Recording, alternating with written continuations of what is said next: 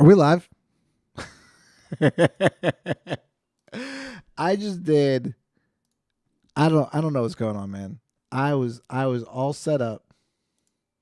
I did a whole show or whatever you want to call it.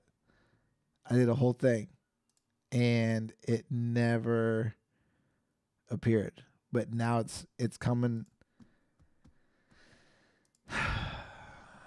We're live now. There we are. Show. There's my beautiful face. You want to call it. I did a whole thing, and it never appeared. But now it's coming. I don't know, man.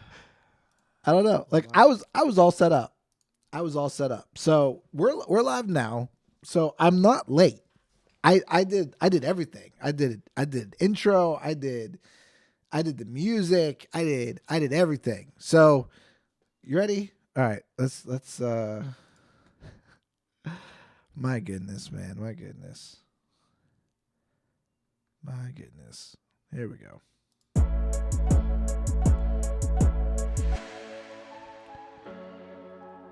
Welcome to the Bible Department Podcast, your place for discovering the wisdom within the pages of the Bible. Each episode dives deep into 3 essential questions. After some time, we're returning to the heart of our mission, exploring the core of the Bible's teaching. Join us for this enriching journey of faith and self-discovery. It's time to check in with the Bible Department. There we go. All right. So that's what I did first. That's what I did. And then I did a few things. So number one, what you can do, you can go to gratefulapparel.com. If you like this hoodie, well, you can't get this hoodie. This hoodie is one of the originals. But you can go to gratefulapparel.com. You can shop all. There's a sale going on right now. I don't know what the sale is, but it looks like you got t-shirts in there from $32 down to $6. You can get yourself a little Miami Dolphins type Grateful t-shirt. I think Kristen has this one. You get yourself a Patriots one, a Raiders one, a Jets / whoever team's green and white. They ain't got no Steelers though, man. No black and yellow. My Steelers are doing pretty decently, man. They're doing pretty decently. Not that great, but okay. But so you can do shopping there. If there's something that pops up on the website that's not for sale, you can use code Matt Jacobs, and you can get, I think, 10% off. If it's a little bit more, then that's a surprise. But I think it's 10% off. So go ahead and you go to gratefulapparel.com. I'll throw it in the comment section. My link. I don't know what my link is. I did this. Oh wait, do I have my phone? Sweet, I have my phone. I can put a referral link in there for you. I'll throw that into the comment section so that you guys can benefit from that. But yeah. But I hope you guys had a great summer. Not a great summer. A great Christmas. I hope you all had a great Christmas. That's what I meant to say. Can we paste that? I don't know if that'll actually work, but I threw it in the comments, so you can go. That'll take you straight to my Instagram feed, and it might hit you with my link, but who knows? Oh wait, I can do. Nah, I'm not gonna mess with it. I'm not gonna fool with it. We'll do it later. But I had a whole thing. Man. We were gonna do a meme review. Basically, it was this. So I saw this floating around Instagram. It said, "Rejoice in the birth of a brown-skinned Middle Eastern undocumented immigrant." I love a good meme. I do. I love a good meme, but this is only semi-true. Brown-skinned, yeah, Jesus was brown-skinned. Middle Eastern, yeah, he was. Undocumented immigrant, depending on how you define undocumented immigrant, I would not define Jesus as an undocumented immigrant. And the reasons why, if you go to Luke chapter 2, it talks about that King Herod, what he wanted to do. I'm not going to read it again because I read it previously, but you can go read it for yourself. But I'm just going to retell you. So Luke chapter 2, King Herod calls for a census. It might have been, it wasn't Luke 1, it was Luke 2. King Herod calls for a census, whoever was in charge. So Joseph took Mary, who was still pregnant with Jesus, took her back to Bethlehem. So they had to return to their ancestral homes to be counted in the census. And so while they were already there, taking part in the census and doing whatever they needed to, then Mary had Jesus. So he might have been part of that census. He might not have been, but I wouldn't necessarily call him like an undocumented immigrant. Like they didn't have paperwork like we do. Like they don't have social security cards and numbers and things like that. Like they don't have identification and things like that. They just, to me, I don't know how they then explain themselves. Like, how do you prove you're who you say you are? Like, that's interesting to me. That'd be curious. But then the other passage that I read was actually Matthew 1, which is Matthew 1 and 2. And so in Matthew 1, it lays out the lineage of Jesus. Abraham had this son, who had this son, who had this person and that person, and then David and blah, blah, blah. And it lays out everything. And so that's Matthew chapter 1.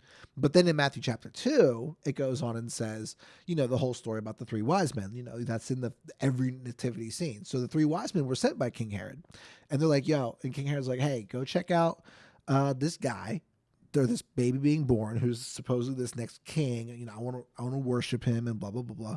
So the three wise men were like, cool, we'll go. And so they go and they see little baby Jesus, and they're praising the Lord, and they're praising they're praising God, and they're giving thanks. And on their way back, God warns them not to return to Herod, because Herod's actually plotting. He's actually kind of sus. And so Herod actually wants to kill baby Jesus, because baby Jesus is a threat to who he is, which is king. He's King Herod. And so Joseph, Mary, and intentionally then baby Jesus, they flee from Bethlehem. They flee to Egypt. So if you wanted to make this meme even better, I mean, it's got a good start. It's just, you got to be accurate with it. Then the correct thing to have would be refugee. So if you wanted to upset a few white racists, Merry Christmas, with some incendiary language, rejoice in the birth of a brown-skinned Middle Eastern refugee. That would be the better language to use. But there you go. So, all right, let's get out of here. And we're going to go to Genesis chapter 6, verses 9 through 22. This is where we're going to be. This is the account of Noah and his family. Noah was a righteous man, the only blameless person living on earth at the time, and he walked in close fellowship with God. Noah was the father of 3 sons, Shem, Ham, and Japheth. Now God saw that the earth had become corrupt and was filled with violence. God observed all this corruption in the world, for everyone on earth was corrupt. So God said to Noah, I have decided to destroy all living creatures, for they have filled the earth with violence. Yes, I will wipe them all out along with the earth. Build a large boat from cypress wood and waterproof it with tar inside and out. Then construct decks and stalls throughout its interior. Make the boat 450 feet long, 75 feet wide, and 45 feet high. Leave an 18-inch opening below the roof all the way around the boat.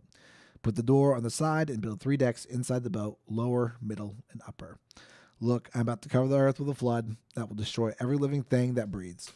Everything on earth will die, but I will confirm my covenant with you. So enter the boat, you and your wife and your sons and their wives, and bring a pair of every kind of animal, a male and a female, into the boat with you to keep them alive during the flood. Pairs of every kind of bird and every kind of animal and every kind of small animal that scurries along the ground will come to you to be kept alive. And be sure to take on board enough food for your family and for all the animals. So Noah did everything exactly as God commanded him. So there you go. So as always, we like to look at 3 questions that kind of look as we'll study this passage over the next few days. We'll take today, tomorrow, Thursday to kind of run through it. And then we'll be back Friday or this weekend to go through a whole live stream that will expound a bit our thoughts on Genesis 6. And of course, as always, we love to hear your thoughts from Genesis 6 as well. So number 1, what does it say about God, about Jesus, about his plan? What does this reveal about God's character? Question number 2, what does this passage say about humans? What does this reveal about humanity and its heart? And question number 3, what am I doing well if this passage is true? And if this passage is true, what do I need to change? So there's your 3 questions. I'm Matt with sowcincy. Thanks for checking in again. Hopefully this time it works. I don't know if it will or not, But give us a follow on all social media, on Instagram, TikTok, Twitter, Facebook, everywhere, all at sowcincy. If you're here, please feel free to subscribe to the channel. Love you. Have a great day. Hope you had a great Christmas, like always, like I said. And we'll see you on the next one. I'm out. Bye.